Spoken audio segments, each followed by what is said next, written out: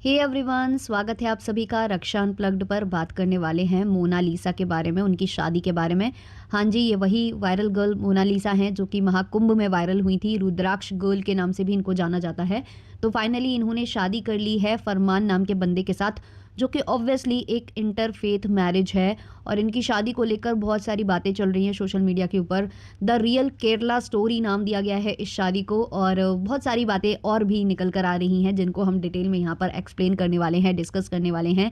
लेकिन शुरू करें उससे पहले, चैनल पर नए हो या अभी तक आपने हमारे चैनल को सब्सक्राइब नहीं किया है तो लाइक शेयर सब्सक्राइब हाइप ये सब कर देना। चलिए शुरू करते हैं पॉडकास्ट।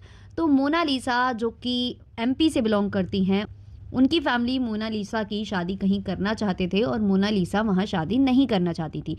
मोनालिसा ने एक प्रोजेक्ट पर काम किया हुआ था, जैसा कि आप जानते हो। तो उस प्रोजेक्ट के दौरान उनकी मुलाकात हुई थी फरमान नाम के बंदे के साथ। 6 महीने का दोनों का रिलेशनशिप था और फरमान को प्रपोज करने वाली मोनालिसा ही हैं। इनके काफ़ी सारे इंटरव्यूज़ आ रहे हैं, अगर आप सुनोगे तो आपको कुछ कुछ पता चल जाएगा कि क्या क्या बातें हैं। तो फरमान ने ये ऑन कैमरा बोला है कि उनको पहले मोनालिसा ने अप्रोच किया था, उन्होंने प्रपोज किया था फरमान को और शादी के लिए बोला था।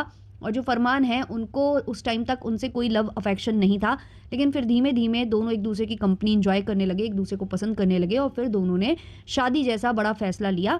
फरमान का ये कहना है कि ये 6 महीने का जो हमारा सफ़र रहा है वो 60 साल के बराबर है, ऐसा कुछ भी वो बोल रहे हैं। और उन्होंने जो है शादी की है जाकर केरला में, इसीलिए इस स्टोरी को रियल केरला स्टोरी बोला जा रहा है, क्योंकि एक तो ये इंटरफेथ मैरिज है, दूसरा शादी के लिए इन्होंने केरला को चुना। अब इन्होंने केरला को क्यों चुना, उसके लिए बोला जा रहा है कि वहाँ पर इंटरफेथ मैरिजेस को लेकर थोड़े से कानून अच्छे हैं। मतलब अगर आप शादी वहाँ जाकर करते हो तो थोड़ा सा ईजी पड़ता है।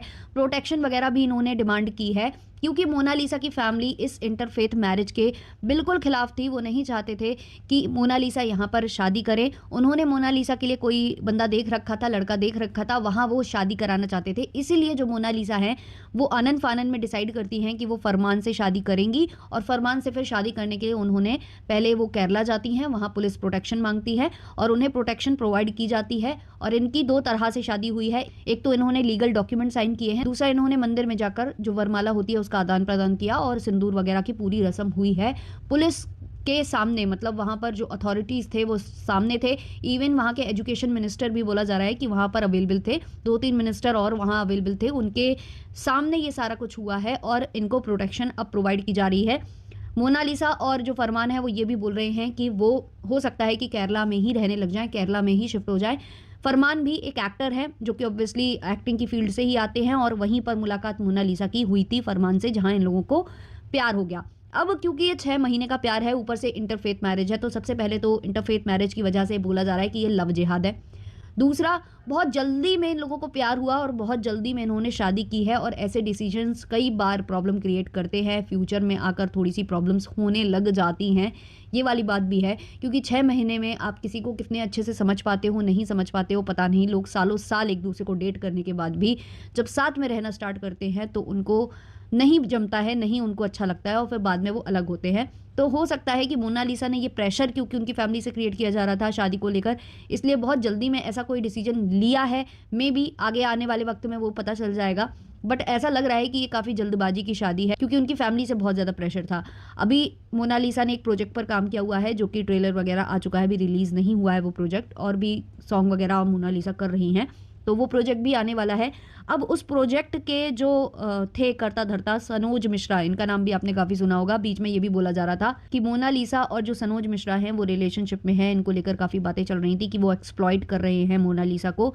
इवन जो सनोज मिश्रा है, इसकी एक गर्लफ्रेंड निकल कर आती है जो बोलती है कि उसको चीट किया हुआ है, उसका फ़ायदा उठाया है, और अब ये इस बंदी के साथ, मतलब मोनालिसा के साथ घूमता फिरता है।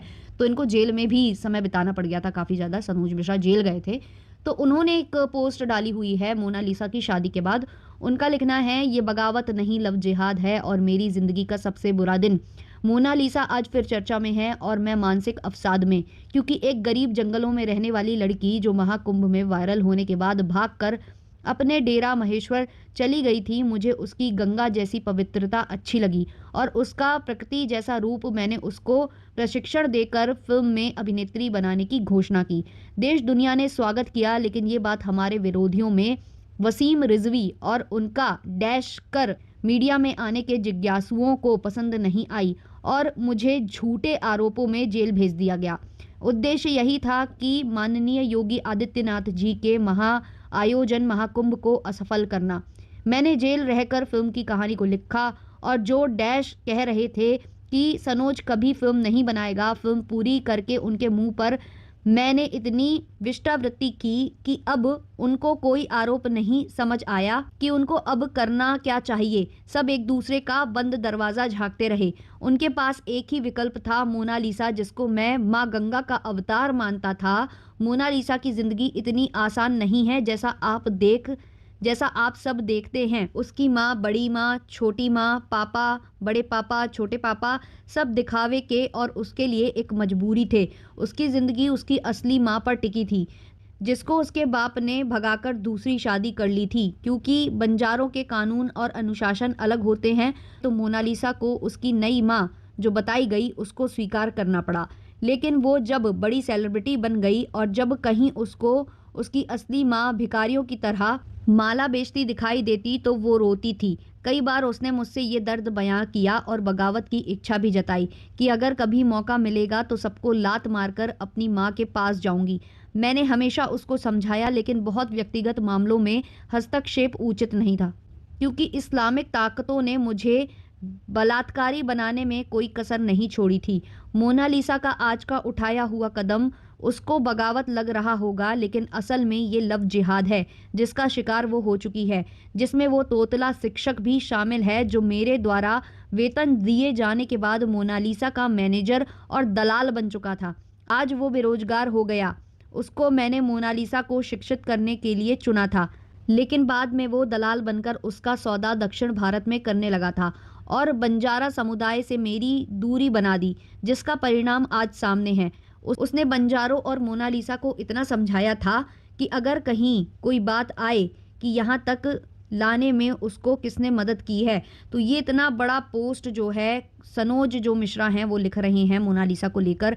ऐसा लग रहा है कि सनोज मिश्रा काफ़ी ज़्यादा नाराज़ हैं मोनालिसा के ऐसे कदम से और उनका कहना है कि ये सब उसके साथ साजिश हुई है, ये एक लव जिहाद है और जो उनका मैनेजर है उसके इन्फ्लुएंस में है मोनालिसा और उस मैनेजर ने इनकी दलाली वगैरह मतलब बहुत बड़े बड़े स्टेटमेंट्स वो दे रहे हैं और जो वो अब ये बोल रहे हैं इनकी मौजूदगी में या इनके चुने हुए शिक्षक जो शायद उनको ग्रूम कर रहा था, सिखा रहा था, एक्टिंग स्किल्स बता रहा था, कैसे कैसे चलना है फिरना है, इंटरव्यू कैसे देना है, ये सब के लिए जिसको इन्होंने वेतन पर चुना हुआ था, वो बंदा अगर मोनालिसा के साथ ये सब कर रहा था इतने दिनों से, तो ये कहाँ थे? तब ये कहाँ थे? सनोज मिश्रा आज अचानक से ये बता रहे हैं कि वो दलाली कर रहा था, दक्षिण भारत में उसको ऐसा कर रहा था, वैसा कर रहा था। मतलब बहुत बड़े एलिगेशन सनोज मिश्रा ने लगाए हैं, जबकि सनोज मिश्रा के ऊपर खुद इतने बड़े एलिगेशंस लगे थे जो उनकी खुद की गर्लफ्रेंड ने लगाए थे और बाद में उन्होंने वापस भी ले लिए थे।